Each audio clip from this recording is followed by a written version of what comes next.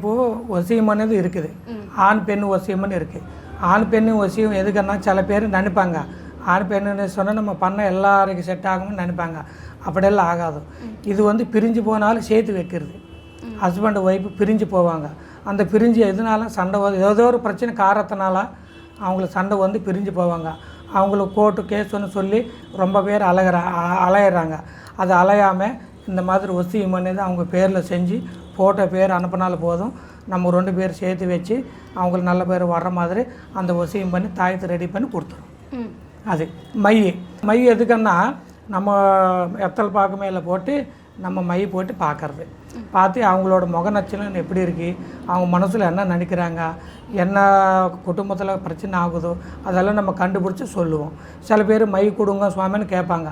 சில பேருக்கு அவங்கள ஒருத்தர் பேச்சு ஒருத்தர் கேட்குறக்கு நம்ம மை என்னது கொஞ்சம் கொடுத்துரும், ரெடி பண்ணி கொடுத்துடலாம். அவங்க சில பேர் யூஸ் பண்ணுவாங்க.